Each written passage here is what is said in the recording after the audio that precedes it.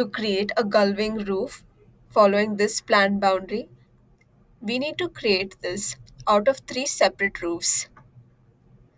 The outer rectangles being one separate roof each, and finally, the middle portion will be constituting the other part of the roof. To do this, we need to ensure that the walls we create on either side of the room need to attach themselves to these three separate roofs. To do this, instead of creating one single wall, we need to create three different walls, each one attaching to a different roof. To do this, we click on the Architecture tab and select the wall icon. Make sure that we're at our desired thickness and proceed with drawing the walls in such a way that they end at the boundary of each of the roofs.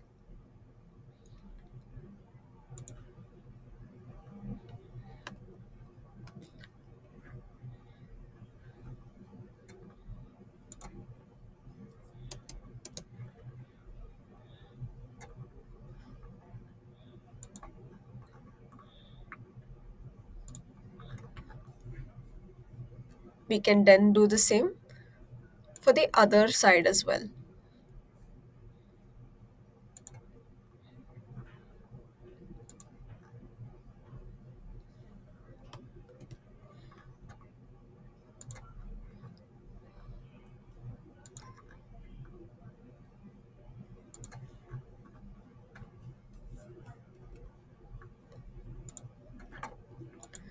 Once done, we can now proceed with creating the three separate roofs. To start, while being on the Architecture tab, we select the roof icon in the toolbar and we define the boundary lines of the first single-sided roof. In this particular case, the peripheral roofs will be subtending a lower angle while the middle portion will be having a higher slope edge, which means this particular edge we can keep at around 15 degrees while the rest of the edges need to subtend 90 degrees and have invisible edges. When we click on this particular edge in the left hand panel, we can see the visibility of the roof edge as well as the slope angle. Let's keep the slope angle at around 15 and leave this as the only visible side. The remaining edges, we keep the visibility as invisible and set the slope angle to be 90 degrees.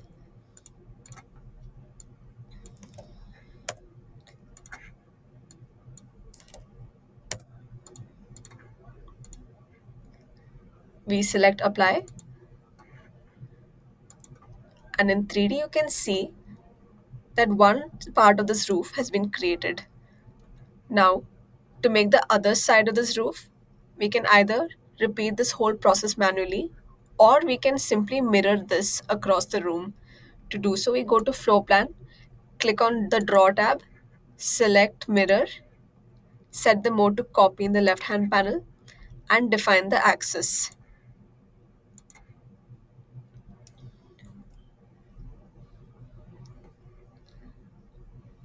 Now in 3D, you can see that both sides of the overall roof has been created. Now all that is remaining is to create the middle portion. Going back to floor plan, we select architecture and roof once more. And this time, let's say we keep the slope angle of the roof to be 30 degrees. Once again, we define the boundary edges. And unlike the single-sided roofs at the edges, here, since a ridge is coming in the middle, both of these edges need to subtend visible edges of the desired angle. You can see this has already been set in the left-hand panel, while the remaining two edges we need to set to invisible and keep the slope angle at 90 degrees. Once done, we select apply. As you can see in 3D, the roof is almost complete except that the middle portion is at the wrong elevation. To check by what height we must raise it, I'm going to open an elevation that I've just created of this particular wall and use the measuring tool to measure the distance. As you can see, the height by which I need to raise this is 200 mm. Going back to 3D, I select the roof and in the elevation field in the left hand panel, I add 200 mm more to its current elevation above the ground. The overall value will be 2900. I press enter and now you can see the gull wing roof has been created. All that is remaining now is to attach the individual walls to their corresponding roofs.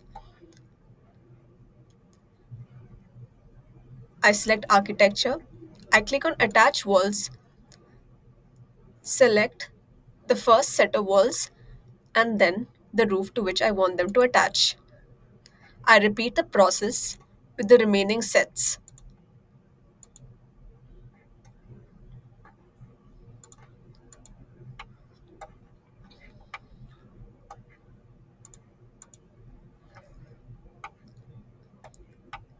Now, as you can see, the gull wing roof has now been created.